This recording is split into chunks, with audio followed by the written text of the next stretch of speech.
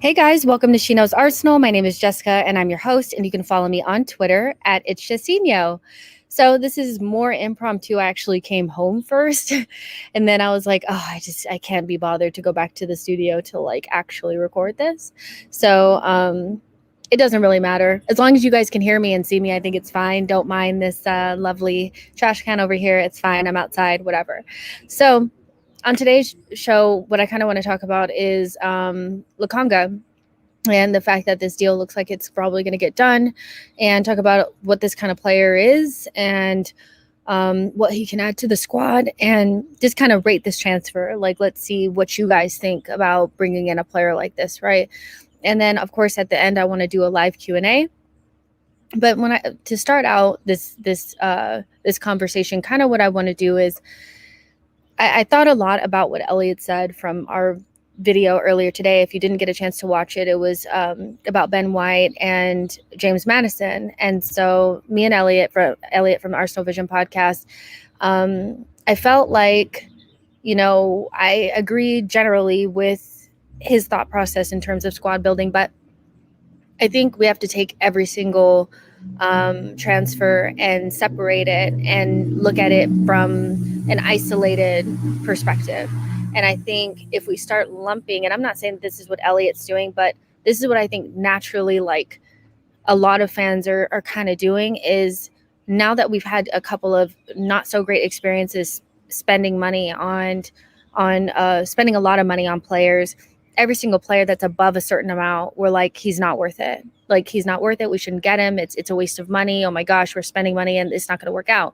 And I think we have to look at everything from an isolated perspective, because, we can't say at one point we want the club to compete again, and then when we're reliably linked to high quality players, top level players, complain because they don't cost 20 million, top level players that are going to be basically hole-in-ones, they're going to work out, cost more, so yeah, that's kind of just how I wanted to start this out. And so when I look at, Ben White versus James Maddison, I'm thinking about two completely different scenarios.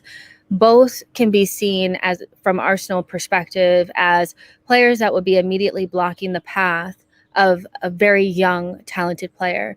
One of them being Saliba and the other one being Emile Smith-Rowe. And I think both situations are completely different, 100% different. So when I think about Ben White and Saliba, what I think about is the fact that I think that this is a less necessary signing than a creative midfielder. And if the club want to spend 50 million on Ben White, it's not my money. So when I start thinking about it from the perspective of we're reliably linked with this person, I want to think about what they can bring to the table, not we shouldn't be getting them, right? Because it's not my money. And if the Cronkies or whatever, or going to sanction this deal, which we have been basically led to believe by reliable journalists that KSE will be investing. And even Chris Wheatley said that we will spend 80 million or so on 2 players, and you can't know you're going to spend that unless you've actually sold players. So I'm thinking that that's KSE investment. If one of those players is a center back, I think that is not the best use of the money. But if you're telling me that those right-sided center back choices are going to be Saliba and Ben White who can also play right back, Ben White who is also a pretty good center back. I mean, when we start talking about center backs and the qualities that they can bring, he's good at progressing the ball. He plays like a midfielder. If we're looking to have a type of team that's almost like numberless, where every single player is really good on the ball, then he would be perfect for that. And I think at 24 years old, 23, 24, he doesn't immediately block Saliba. I mean, do you think that Soyuncu is blocking Fofana? Not really, even though Soyuncu is like 24, 25 years old. I think we have this, we think anybody who's not 30 years old is immediately blocking our young players, and we're so afraid that they won't stay at Arsenal if they're not starting day in and day out. 19-year-olds shouldn't be starting for Arsenal day in and day out. That's not how things work. None of our best teams had 19-year-olds starting day in and day out. Usually teams have maybe one 19-year-old, maybe 2 max that are breaking into the team at the same time, and they're rarely starting 38 games a season. We have this weird obsession with our young players where we don't want to protect them. We want them to play every single game so that they won't leave us. And that's not necessarily the only way to keep them from leaving. We have to get them on good contracts and give them a pathway to the first team. So with Saliba, even if Ben White was starting some of the games and we played in a back 3 and Saliba played on the left or whatever, Ben White played right back, it's not blocking Saliba's path. Saliba's 19 years old. Just because Fofana came in and started for Leicester, which is really only because Johnny Evans was not there and Soyuncu was not there, doesn't mean that we need to copy that in order to make Saliba happy. You know what I mean? So I think naturally we have anxiety because we want Saliba to play. And I'm the same. I've been saying on this channel multiple times that I want Saliba to be here, but I actually don't want Saliba to be here to start. I want Saliba to just be here to be in a rotation option, because for me, I don't think Saliba and Gabriel is a partnership that's going to get you to the top 4. I think it's a good partnership for the future. It's a perfect partnership in terms of balance, but one of those players needs to be a little bit more experienced, and Ben White is that. He's more experienced than Saliba. And, we don't want to put our players in a position where we're relying on them. And you know how we are. You know how we are as a fan base. We are very unkind to players that are making mistakes, and young players are never exempt from that either. So the Ben White and Saliba situation for me is more like, if this is what they want to do, that's what they want to do. But I don't necessarily feel like it's that big of a priority, because we have Holding there as well. Now, when we start talking about Emile Smith-Rowe being blocked by James Maddison, now I'm thinking that we're just being a little bit over the top. And the reason why I say that is because Emile Smith-Rowe is a very young player that has an injury record. And in order for him to play more in the future, he has to play less now. We love to rely on these 19-year-olds, 20-year-olds and think they're going to change our lives, and they're not. Emile Smith-Rowe, in order for us to, because there's a lot of people that want us to get into the top 4. So let's just talk about that for a second. A creative midfielder, a 10, that's going to get us to the top 4 is going to be able to provide the amount of assists that it's going to take for Aubameyang to score the goals that he needs to be able to score. We're talking 10 goals and 10 assists in the Premier League. 10 goals and 10 assists. That's Kevin De Bruyne type numbers, Bruno Fernandes type numbers. If you want to add maybe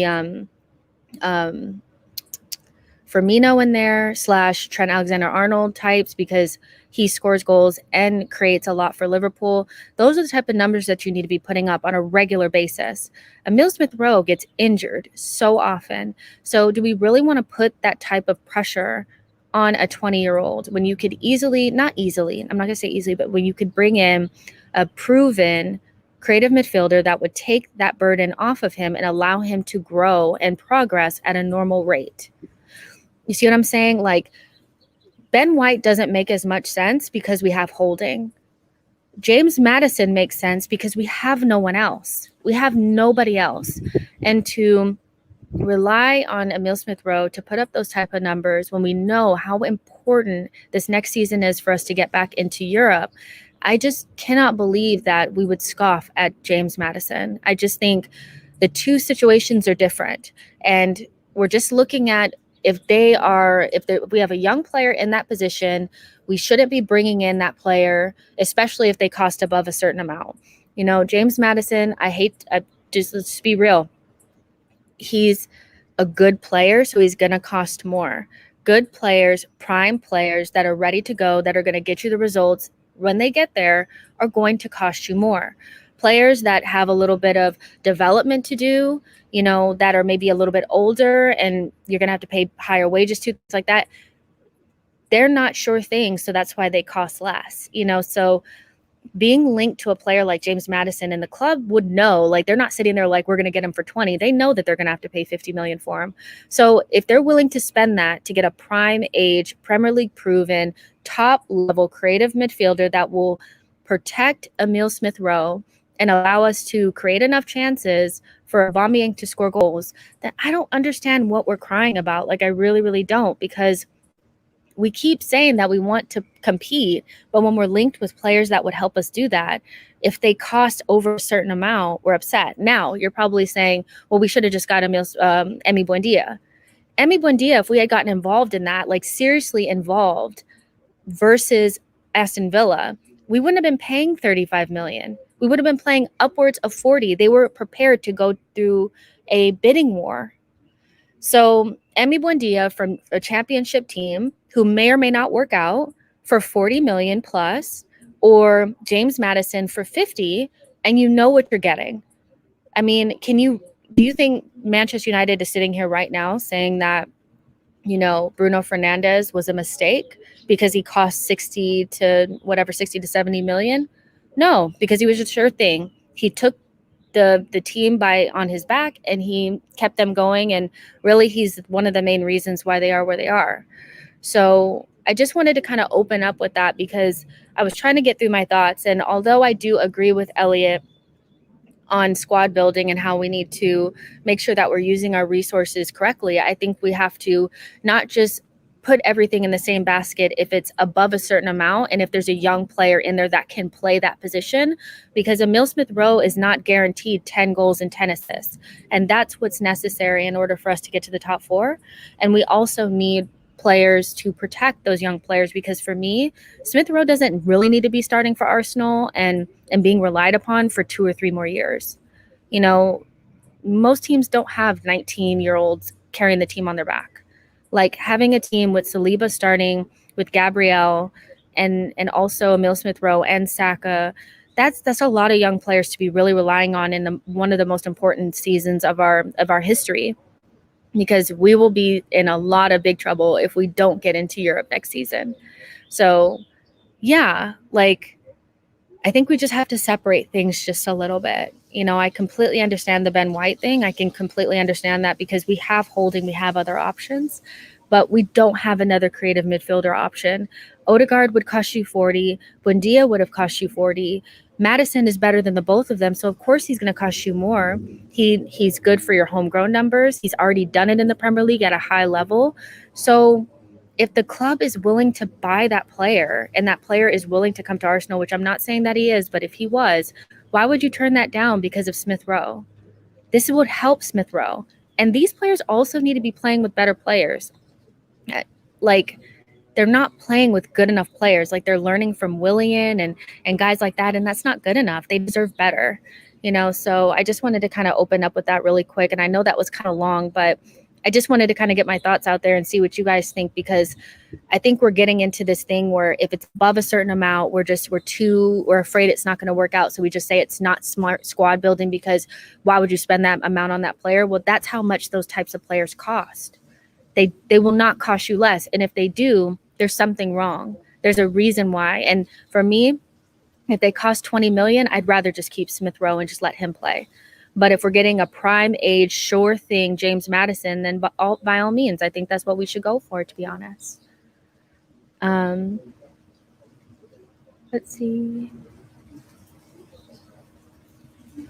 Sean says, if players who were linked to we don't get and our team is successful, that is what matters to me.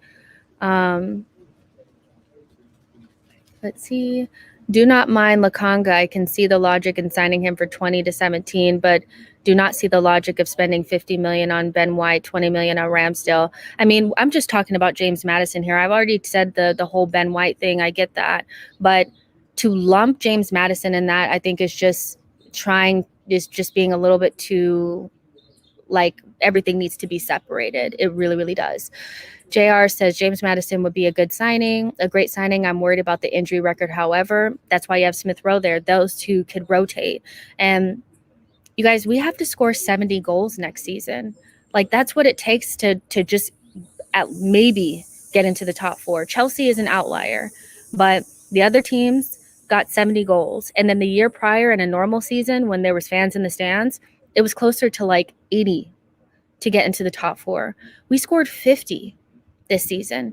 So not only do we have to find a way to get the ball to Aubameyang, but the players around him need to be able to score goals as well. Do you really want to burden Saka and Emil Smith Rowe with those type of numbers? We're talking about both of them scoring 10 goals and Pepe scoring 15. Like, we're talking a lot of goals here. So if you could bring in a proven player and take that burden off of them, I don't really understand why you wouldn't do that. Let's see. 100% KSE has invested poorly, sold poorly, and operated poorly. It's their problem to fix whatever it may cost. Let's see.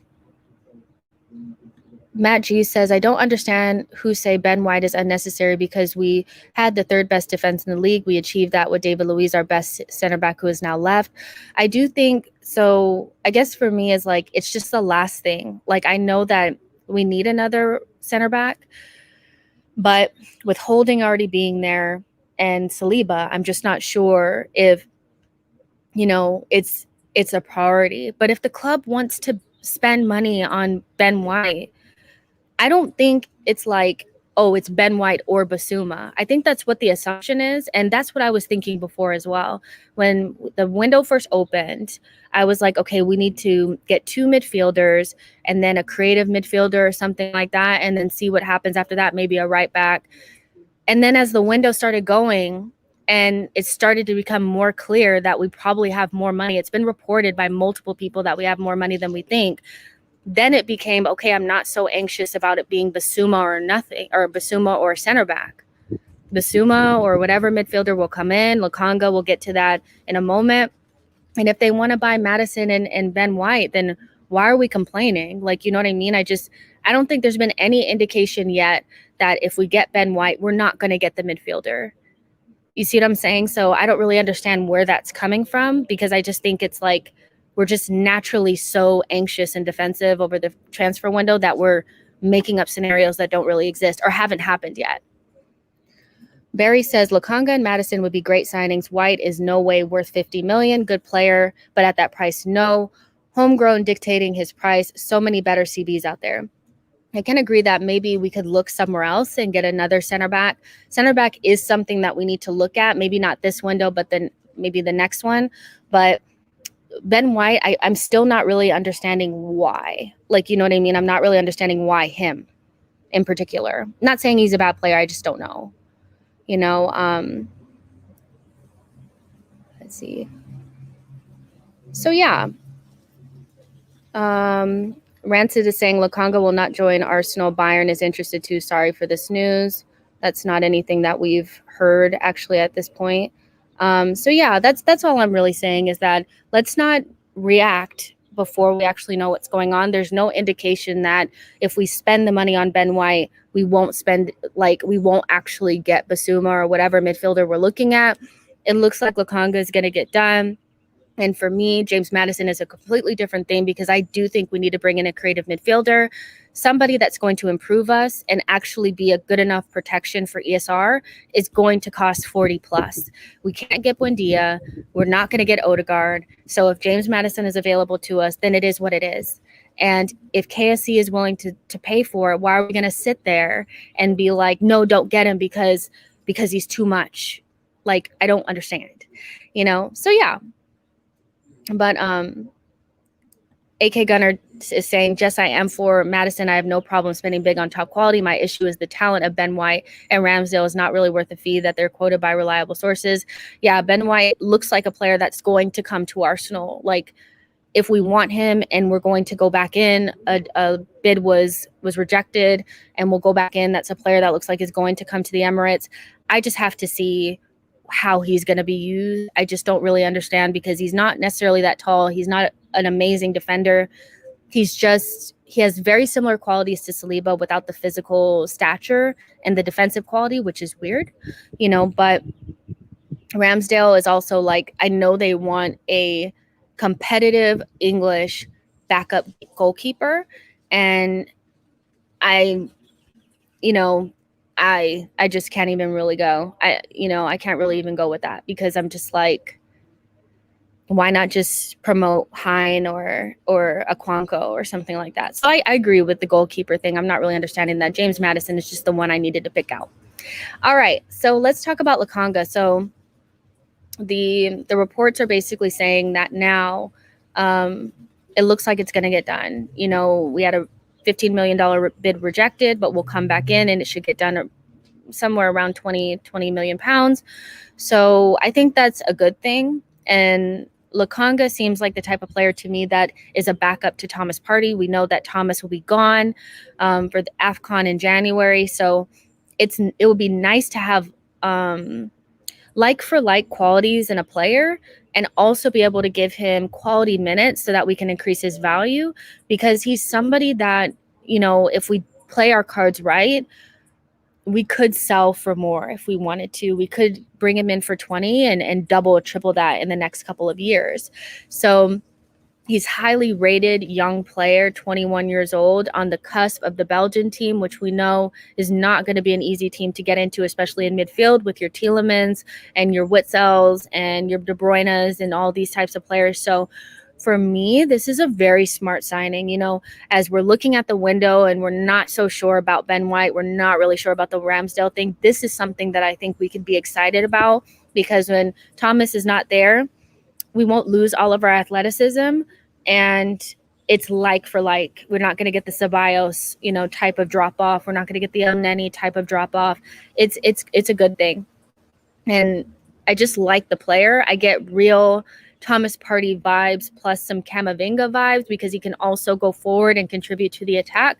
He has a really good long ball on him, and he's a ball progression monster.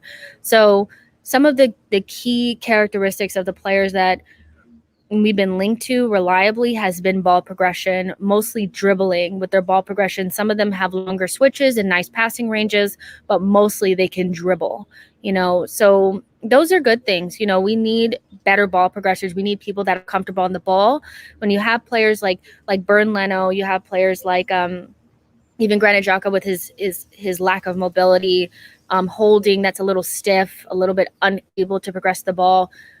This is a good move to get players like that in there, so I like him a lot.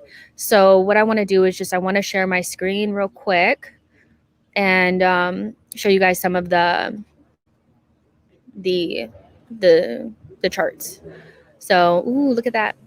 All right, so this is actually from Scott Willis from Oh That Crab, or O_that_crab. He's on the Arsenal Vision podcast as well. So this is his, what he calls like a crab cake for Albert Sambi Lokonga. So this kind of tells you where he excels and where he maybe struggles a little bit for the percentiles and all that kind of stuff. So right here, I'm sorry for the wind, you guys. I hope you guys can hear me. But interceptions, he's really high. He's in the 91st percentile. Ball recovery, 73rd percentile. Block passes, he's not really high on that. But dribbled past percentile is 91. So his ball progression is really good. Progressive carries, 90%. 90% percentile in progressive carries. Dribbles completed, 63. 94% percentile in passes into the final third. 89% progressive passes in general. So what we're kind of see is a pattern of really good passing and really good dribbling. which is what you really need in your midfield. And then when we get to like the key passes and stuff, it goes a little bit lower. He's not really a offensive force as of now, but that's something that he can always improve on. So when I look at this, basically what I see is just a very good progressive dribbler and a really good progressive passer, and that's pretty similar to Thomas Partey. I think he can probably improve on his tackles. If you're going to be sitting at the base of the midfield, where Thomas is, your tackles would need to be a little bit better than this, and your block passes will probably need to be better than this. But from like what I remember, like Arsene Wenger had said that usually your technical ability doesn't really improve that much after like age 14. So when we see that he's already kind of has the quality in terms of his passing and his technical quality, the things like the tackles and all that can be improved, in my opinion. So this is kind of like a good representation of what the guy is really good at. So I like that. And that gives you kind of a strong indication that he's pretty similar to Thomas. These are like some other stats that I got as well, like some more charts. And it says Sambi Lokonga successful long passes origin.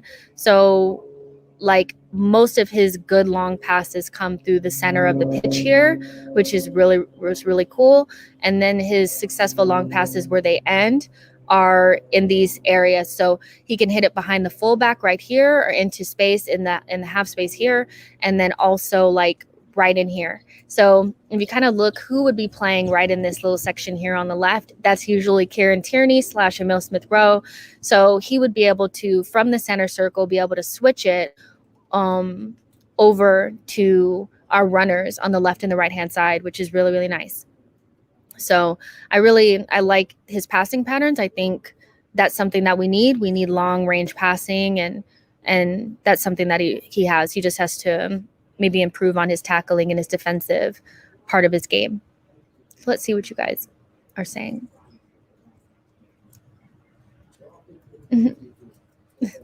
No, Scott doesn't get fireworks.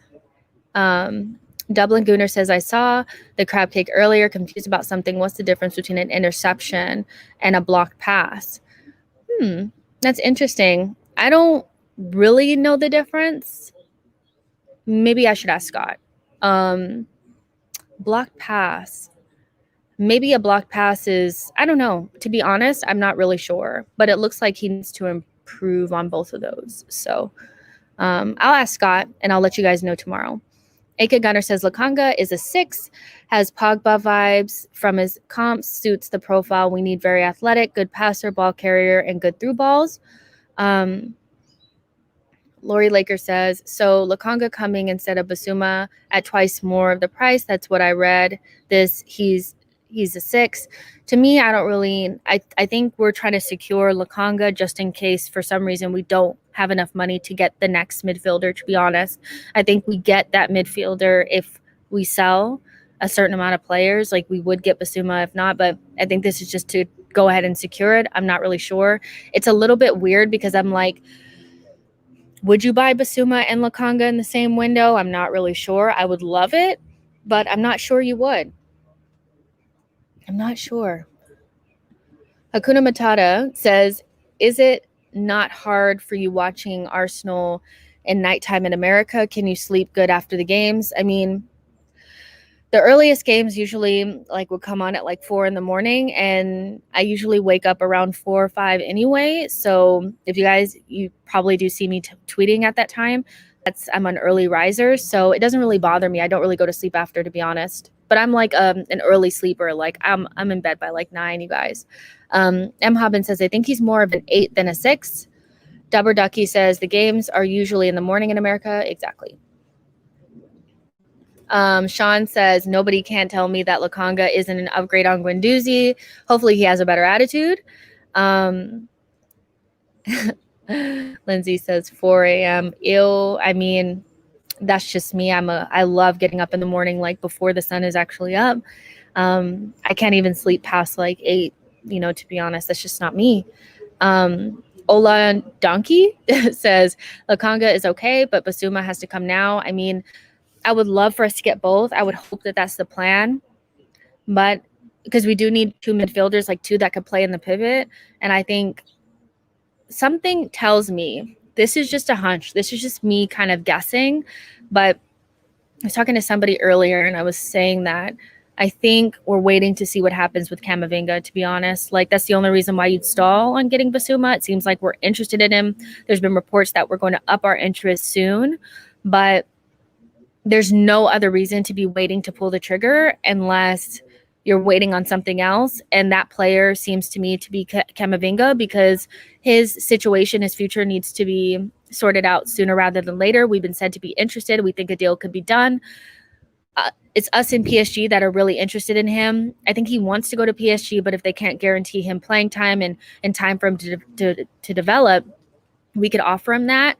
So I think that's maybe why we're waiting on it. I still think there's a chance that we could get Bissouma and Lokonga, but I think basically what you do is you secure the easiest one to secure just to make sure, and then you see what happens with the other one, to be honest. Let's see.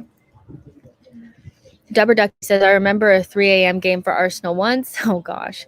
Gerard B says, of course, we would buy Bissouma and Lokonga in the same window. We will be bailing out a whole lot of midfielders. Jordan Shipper says, Camavinga, indeed. I mean, that's what it seems like. That's just kind of how I'm interpreting, kind of, I'm trying to understand the window, you guys. I really, really am. I still don't understand the Ben White thing, but the Maddison thing makes sense to me because he's the only midfielder that really comps with Odegaard since he was our number one choice. And Lokonga makes sense because we need somebody who's not African to fit in that position, but we need them to be similar to Thomas Partey / whoever else would come in. And then the only reason why you'd be waiting to see what you're going to do with Bissouma is if you're waiting on Camavinga. That's the only thing that makes sense. Neves, things went really quiet. I don't think there's anything really to those. Yeah, so that's the only thing that really makes sense to me. And I'm not saying that I know this. I'm like not in the know. I'm just trying to piece things together. Lori Laker says, as per Latin Sport, we're pushing to secure the services for Camavinga, very into this if possible. I mean, that would be cool. Like, if we could get Camavinga, like, to me also, it's like, I kind of feel like Bissouma is more of a sure thing. I know Camavinga is an amazing player, but they're different profiles for sure. But another young player, I'm not sure, but if we think we can get one of the top young midfielders in the world, and that's what we're waiting to see, I can only imagine that they've had talks with him. You don't wait and leave Bissouma waiting if you haven't spoken to him and see if there's an opportunity. That's the same thing with James Maddison. Like, would you be even entertaining the fact of paying 50+ million for him if you didn't know if there's an opportunity to get him? So I don't think that's how it works. Let's see. Barry Burns says, think you are right, as Pires advised Camavinga to stay in France for a few more years. Would be great if we got him, but feel other clubs will swoop if Camavinga can secure PSG. Yeah, if he goes to PSG, I think it's just, if you have an opportunity, if I'm the club and I'm like, okay, well, Camavinga is available, Bissouma's here, but we know he's not going anywhere. He's not really reliably linked with anybody else. Unless Leicester sells Ndidi, which it doesn't look likely at the moment, and he's not a real target for Liverpool anymore. If you know he's going to be there, but you have a chance to sign Camavinga, I can see why the club would be like, okay, let's just see what happens. If PSG can't give him what he's asking for, which is legitimate playing time, which at PSG I don't think will be a sure thing. They just brought in, Gini Wijnaldum. Well, let's see how that plays out. But I mean, if you get either Camavinga or Bissouma, I'm not going to cry. Like, those are both really good options. Colin says, I do not see our current squad. I do not see how with our current squad we do not do Bissouma first. I don't know. If it was me, just to kill the anxiety, I would, if it was me, I would just go ahead and get Bissouma. But I can see if the club's like they're calm about it, and they're like, okay, we know Bissouma's here. We know he's interested. Kind of like how they did with Awa, which I don't think was perfect, waiting to see if you could get Awa before you did the release clause for Thomas Partey. But if Bissouma's there and you know that there's not a lot of people really sniffing around, you don't have to really worry. maybe they're just thinking, why not? Wait it out. Jordan Shipper says, I have a sneaky suspicion Odegaard is an impossible 35 to 40 million. I mean, you guys let me know. Would you rather have James Maddison for like 50, or would you rather have Odegaard for 35, 40? What do you guys think? I think I more like spend the extra 10 and get James Maddison and just say goodbye to Odegaard. I think Odegaard's a really good player, but I know what I'm getting with James Maddison. Like, I just know. I like the player a lot, so I'd prefer that, to be honest. Boss says, thoughts on Arteta needs his players. All of the best managers come in and work with what they have. If he couldn't get the best out of our players, will he get the best out of new ones? If they're the players that he really wants, then I would hope so. I don't think he's gotten the best out of the players that we have. I think he's kind of tossed them to the side and thought, oh, I can't work with these because they have rough edges or they're not perfect. But he has worked with some, he's worked with Holding, he's worked with Chambers, he worked with Mustafi when he was here. I think the thing is, like, he hasn't really worked with the players that we wanted him to work with, like Saliba, maybe Guendouzi. He has worked with some of these players and got the most out of some of them. But I do think ultimately we need to, I don't think Arteta is any different than any other player, any other manager, Any other manager, we would want them to get their players. But I think because so many people are not high on Arteta, we're like, well, why would we spend the money on him? Why would we give him the money? Any manager that you bring in, you have to invest in them, or it's a complete waste of your time. So at this point, he needs to get his players in. And if it doesn't work, hopefully we got good enough players where the next manager can come in and do better with what we have. If you bring in some of the players that we're linked with, plus the players that we have, a lot of managers could do a lot with that group. So I'm not that worried about it. If Arteta goes, you still have a good group, Gerard B says Maddison makes sense because he's English. Also, since we need to meet our local quota. Spineless, Priceless Truth, Record Label Inc. says, sure up, the spine, Lokonga is Mateo replacement, for sure. I don't know if he's better or not because I haven't really seen him play a lot, to be honest, but I think he could do a job. I think he can do maybe what Guendouzi was doing, if not a little bit better. I think he fits the profile a little bit better. So if he's a Guendouzi replacement, that's perfect. We need somebody else that could play in that pivot. Let's see. Jared says, Odegaard, younger, and he has everything we need in a cam. If he can improve on his goal scoring and assists, he will be a really good player for us. We're talking about paying 40 million for a player that still needs time to develop. We know that Odegaard's not quite where he needs to be, and there's no guarantee that he'll get there. So paying 40 million for somebody who still needs to improve on his goals and assists, where you could spend maybe 10, 15 million more and get somebody that's already proven, who we know walks straight into the team and gets you 10. In a bad season, everybody said Maddison had a bad season this season, was in Leicester's starting 11, 50% of the time, still got 10 goals and 11 assists. See what I'm saying? Like, 10 million more gets you something, sure. Odegaard is 22 years old and still needs to develop. And I'm not even sure if did he have a bigger impact on our team than Smith Rowe? Not really, so I think I would go with James Maddison because, it's a more sure thing. Richard says, do you think we persist with Willock? With AFCON around the corner, our center midfield options are seriously lacking. Well, we're talking about players that we absolutely need. Like, if the club is going to sanction, Ben White and a creative midfielder or something like that, well, I think we might need the 25 million from Willock to bring in the other midfielder that we really need. So for me, even though I think Willock would be a body, to have, I think if he doesn't have the goals, I don't actually want him in my midfield because I think that he adds enough in terms of the passing ability and stuff like that. So I would say still sell, because you have Aziz. If you bring in Lokonga, then if you just bring, you know what I mean? Like, I think that's a better fit than persisting with Willock and potentially not getting the 30 million that you could be getting for him now. I think Newcastle are going to pay that money. I do. Darren is saying Koopa Miners. I think he's already gone to Atalanta. M. Hobbin says this window is starting to make sense. White and Sambi allow us to press up the pitch higher, add a good deep lying playmaker like Neves, and you have a 4-3-3 that Arteta wants. Interesting point. That's an interesting point. The Neves thing went really, really it went really quiet, really quick. So I don't really know if we're still in for him, to be honest. But sometimes, I mean, they say sometimes when we get quiet, that means that things are happening. So I don't know. Maybe he's still on the cards. I'm not sure.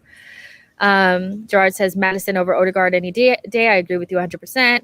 Lindsay says Leicester have basically told him to ask for a move, and if he does, that will knock 15 to 20 million off the price. Good point. Ola Donkey, that name is so funny. Don't trust Arteta's judgment. Maddison, yes. Ben White, no. Basuma, yes. Odegaard, no. I mean, Odegaard was somebody that was brought in because there wasn't a lot of other options. But, I mean, Maddison seems like somebody that Arteta has been looking at for a while. There was reports that he was somebody that he wanted a while back. You know, so every transfer is not going to go perfectly. You know, so I don't know. And I want to see these players play before I make a decision on whether it's right or not. But I agree, like, at this point, I would not be surprised if people were a little bit apprehensive about trusting Arteta's judgment. I think his player, like, picking ability or whatever is okay. You know, I think his man management is poor. That's what I think. Let's see. You guys make sure that you smash the like button and subscribe to the channel. As Maram says, do you think Arsenal will buy Neves, Locatelli, and Basuma plus Lokonga as the third midfielder? Neves, Locatelli seem like Jakob replacement, Lokonga replacement for Guendouzi. To be honest, I'm not sure. I think Locatelli's going to Juventus. That's what I really think.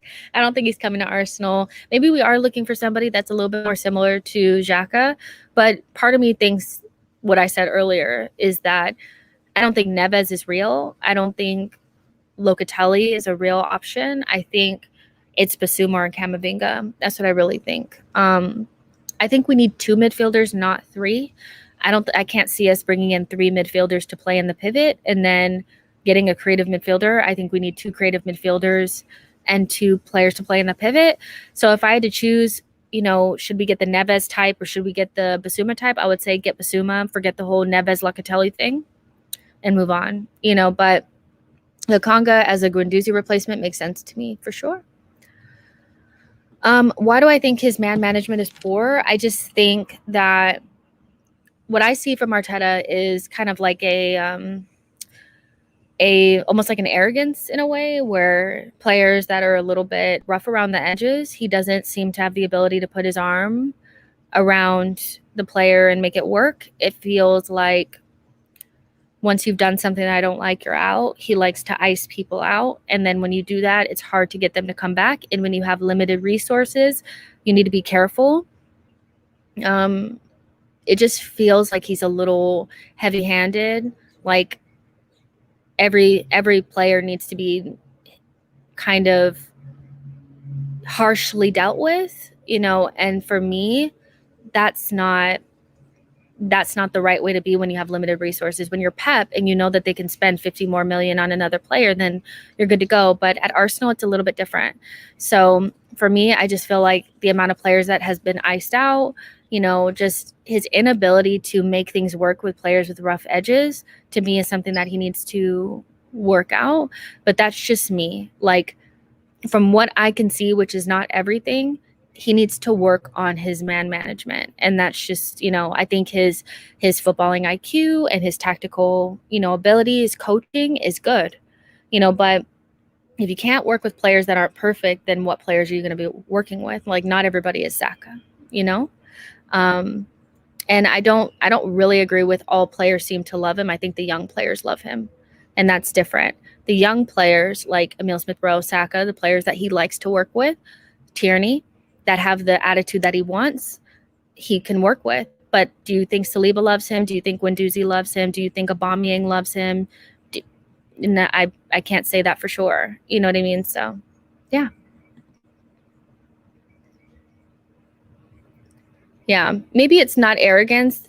I just feel like he wants to be a certain manager, but maybe he doesn't have the experience yet for it. So it comes off like arrogance, but it's what you would expect from a Pep or an Arsene, you know, the type of manager where if you don't do it the way that I want, then you're out, you know. But with him, because he's not there yet and we have limited resources and we have some broken pieces that can be used, I think he could be a little bit more flexible in the way that he deals with these situations. But that's just me. Let's see.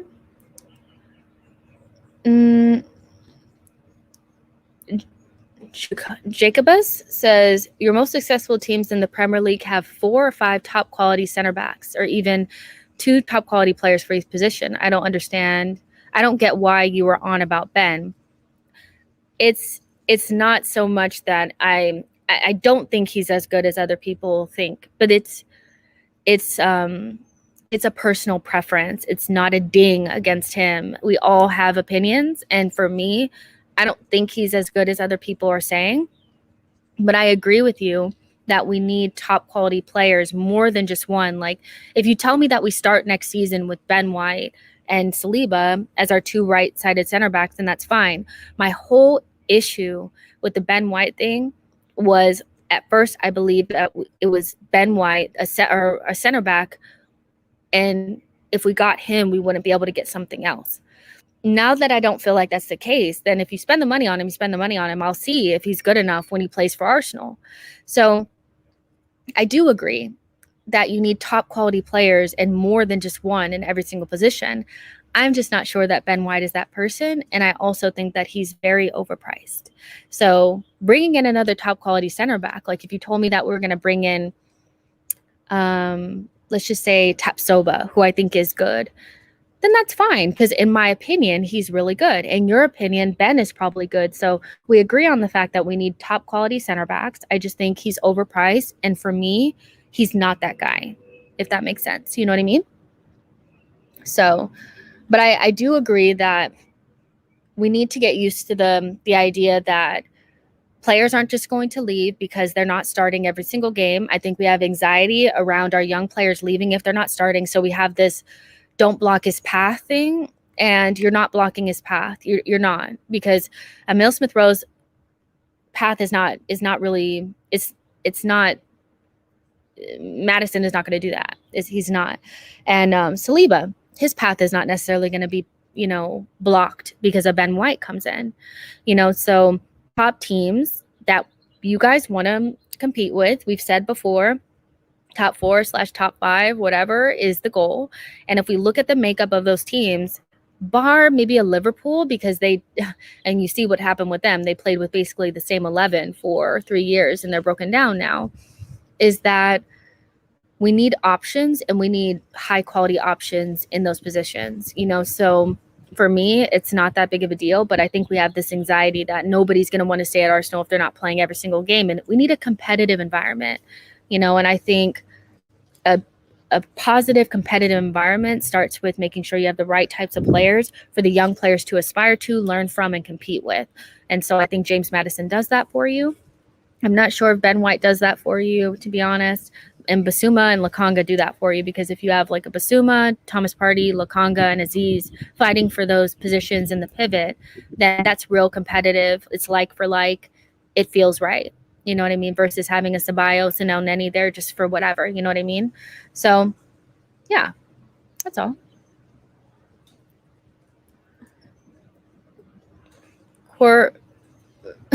Cordy says, let's Saliba compete with Ben White. If Ben White is better, then so be it. I agree. Yeah. My only issue was like, if we get this center back, are we not going to get a midfielder? And I don't believe that's true. So if he comes in, you guys. He can also play right back. I know people are like, don't buy him if you're going to play him at right back. But I haven't seen us reliably linked with a right back yet. So I don't think it's out of the realm of possibility that you bring in Ben White and you sell Hector for 20, you sell Xhaka, you sell whoever else, and then we get another player that we really want in and we just deal with the right back situation when we get to it. Let's see. Lindsay says, Bielsa says Ben White is elite, and I believe him. Look, I'm not saying he's not. And if he comes to Arsenal, I would love to be wrong. And that's the thing. Like, you guys will never really find me doing that thing where it's like, I want so badly to be right that I want bad things to happen for Arsenal. That's never it. I'm so okay with saying, you know what? I was wrong. If Ben White comes to Arsenal, I want him to be the best thing since sliced bread. 100%. I want it to work. So I would love to be wrong on this. It's just when I've watched him play, I just thought he was a little basic, but hey, if he's good, he's good, which I do think that Ben White will be an Arsenal player next season. I really do think that Arsenal want him. I do. And I think when we want a player, when we really want him, we get him. M. Hobbins says, Saliba has played on the left most of the last 2 seasons. I mean, is it out of the realm of possibility that Saliba and Gabriel and Ben White could all play together and some 3, Gabriel on the left, Saliba in the middle, Ben White on the right. Maybe Ben White plays the Chambers role as that inverted right back / center back. He's better than Chambers, so wouldn't that just make a better Chambers type situation? I mean, I'm trying to think of the positives, you guys, because I don't want to go through the summer and be sad. I really don't. That's just it. Don Juan says, Ben White is a good player. He will be the best defender in the Prem in the next couple of seasons. Mark these words. Okay, everybody, mark these words. You guys go ahead if you want to. Go ahead and send your questions. I'll still read comments, but if you want to send in questions, go ahead. We'll stay on for another 10 minutes or so. Dublin Gooner says, we shouldn't worry too much about prices. We have to believe those making the decisions know what our budget is. I hope. I mean, hey, if we have the money and we can spend on quality players, then I'm not upset about it at all. That's why I'm like, if you have the money to spend on James Maddison and he wants to come to Arsenal, well, sign him up. Sign him up. Let's go. Barry Burns said, was there any more on Tyler Adams? Not as of now. They said that we're interested in paying his release clause. I don't know what his release clause is, and we're really interested in him. So I don't really know if something else doesn't work out or what it actually is, but I would love Tyler Adams at Arsenal. I would, to be honest. Joshua A says, best thing since sliced bread, just picking up British slang. I mean, I heard that in America. I don't know if it is an English or a British thing. I didn't know that. Pop Smoke fan says, everyone wants Ben White. It is who can afford him. Okay, so if I say best thing since sliced bread, it's American. If I say best thing since white bread, that's British. Okay, good. Qwerty says, what's your verdict on Lokonga's role in the team? Rotational option, plays behind Thomas, learns from Thomas, becomes Thomas in the next couple of years. I think he's the rotational option behind whoever we get and Thomas. That's what I really think. And competing with that spot also with Aziz. Dublin Gunner says, my right back priority is now anyone but Selic, thanks to the Euros. I mean, he hasn't looked amazing, has he? And that's the interesting thing, is watching players play for real outside of their compilations and learning a little bit more about them and seeing them in real life. I have to say that I wasn't super impressed with him in the first game against Italy. I really wasn't. And I would love for us to be linked with Rido Baku. I would love that. I would love us to be linked with him, but I haven't seen any reliable links to him. I haven't seen any links to him in general. So, you guys, my prediction is that we don't get a right back. That's my prediction. Selic got ripped today. Selic was awful today. Oh my gosh. Exposed. Kenna says, how much do you think we will spend in this window? I struggle to see us spending 150 to 200 million. That's why I think we have to prioritize the positions. I think what has been alluded is that KSE or something, we're getting 80 million or something from them. And then from player sales, we'll make about 60, and whatever that is whatever that is. So I don't really know, to be honest. I think the most like 120 maybe, 80 plus 60 is 140, right? So I would say something around there. I mean, if we sell $60 million worth of players, which I think we can, and we will, plus the 80 million, that's 140. And we also have to remember that we're going to pay in installments, so it's not like we have to pay 200 million up front. It's going to be like, okay, so like Maddison costs 80 million, or not 80 million, I'm sorry, like 60 million. We pay 10 up front, something like that, 15 up front. So it's very much so doable, if we break things up into payments. But I think for a Ben White and a Maddison, you will have to pay maybe a little bit more up front, but maybe not the whole thing. So I can see us doing it, just kind of how when we bought Pepe, we actually spent like 200 million in that window, but it was because we were able to pay in installments. You know what I mean?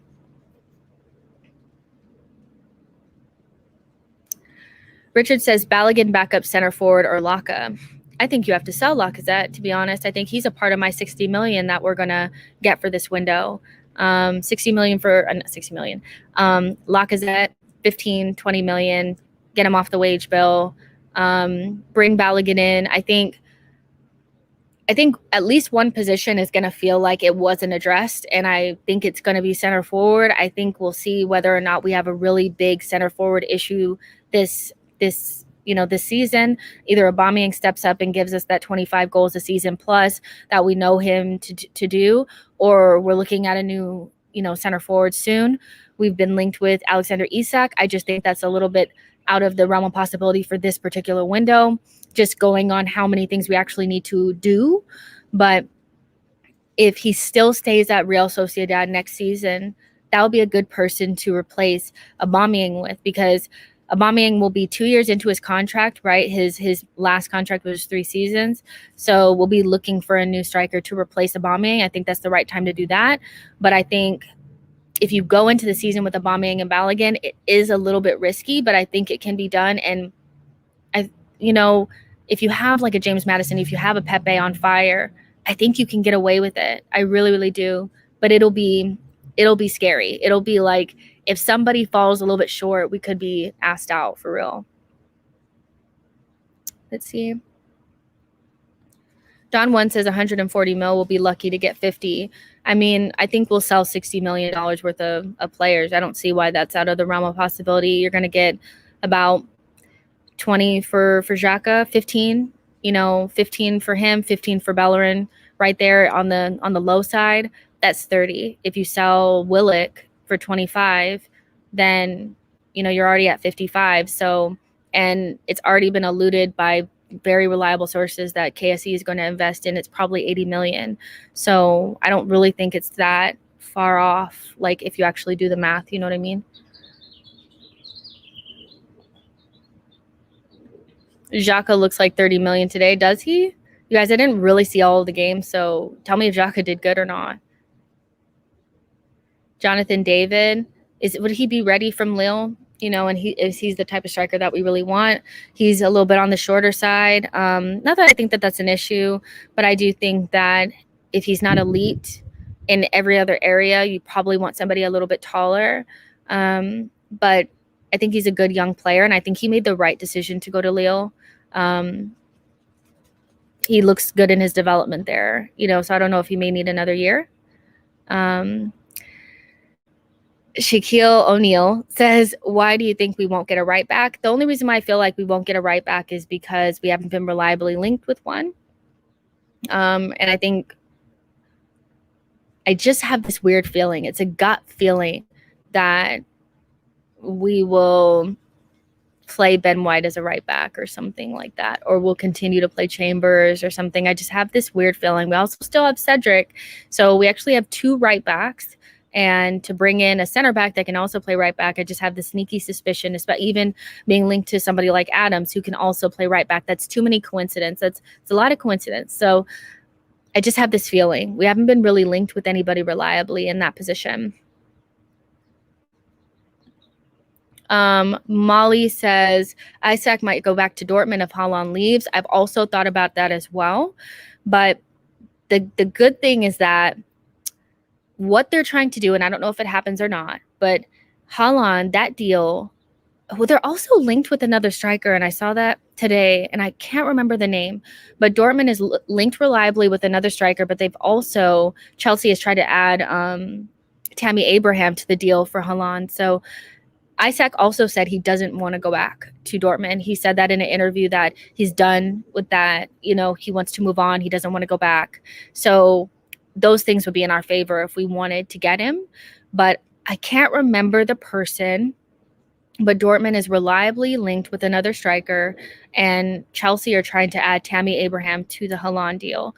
So if those couple of things maybe happen, we would still have a chance to get him. We need to really focus on this season and make sure that we get Europe at the very least so that we can attract that type of player next season, because I really think that guy's going to be really good. Like, I think he'll probably have another really good season. And then we're talking about spending big on a striker, you know, so we have to make sure that we're an attractive place for somebody like him to come. Hobbin, I still like my Brandt idea as well. I would still take him. If we couldn't get Maddison, I would take Brandt. I still think he's a good player. That's just me. Jim Housen says AMN at right back. I mean, he's got to go, doesn't he? He's got to go. I don't think he's coming back, not to play right back. You know that. Chasman says that right back for Portugal, Wolves, Semedo. You guys, I think Semedo is so bad. I think he's like a Theo Walcott that plays in the back, because he's not really technically gifted, and the way Arteta wants to play, he wants to play with players that are comfortable on the ball. He's not really that. So I would say no on him. You know, if you really like him, I completely understand, but for a right back, I would say Riddle Baku would probably be somebody that I'd really like, you know, to play in that position. Mukele's really good too, but he's not really as technically gifted as I feel like you would need to be. Like, I honestly think Arteta wants a Zinchenko on the right for us. Like, that's what I really think he wants. Jason says, same, I feel Ben White is going to play right back. I would not be surprised, to be honest. Hey, I don't know if that's Terry or KJ, but if it's Terry or KJ, hi. Yeah, you guys make sure you smash the like button. Going to be on for a couple more minutes. Bowie the cat says Xhaka didn't even look like 30p today. He was skinned all day. You guys are so mean. Jim Housen says just throwing anything at the wall. I get ya. M. Hobbin says Des, Barcelona just bought a new right back. Is that Emerson? Is that Emerson that they just bought? Did they bring him back? Who did they buy? I don't even know. Dest to me is a really good right wing back, but we don't play that way, you know. So, and I love Dest, but I think he lacks something, a little bit of maybe defensive quality, a little bit of physicality. Really good going forward, but he just really strikes me as a less good Hakimi, and I don't think that's really what we need. Hi, Terry. So Dublin Gooner says, agreed on Semedo, Jess. How did that guy ever play for Barcelona? I don't know. I really, really don't know. I think he's very Theo Walcott in the back. Like, he just doesn't have any quality on the ball. Like, you know, do you remember the way that Pepe skinned him? Like, no thanks. I would pass. Spinazzola.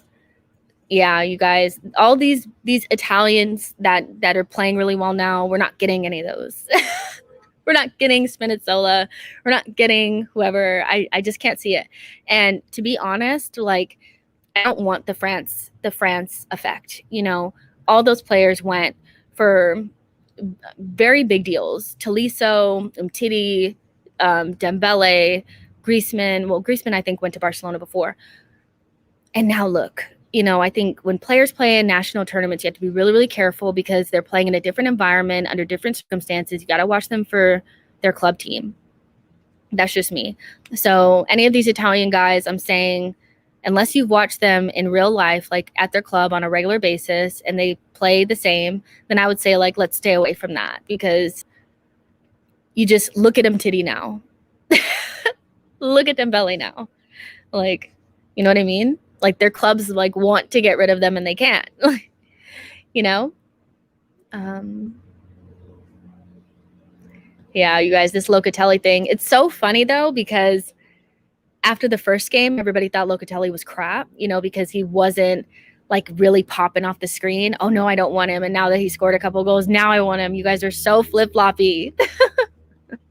You're so flip-floppy. Not you guys, but the Arsenal fan base is flip-floppy.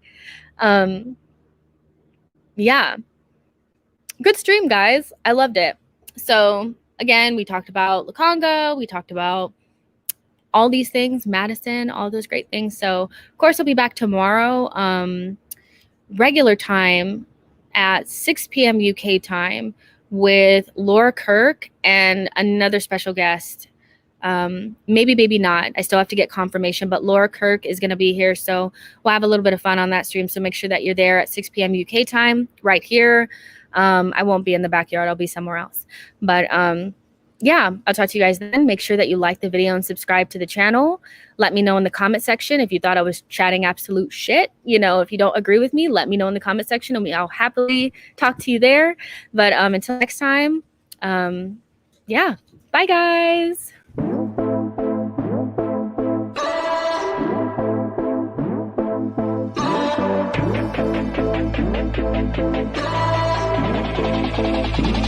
Thank you.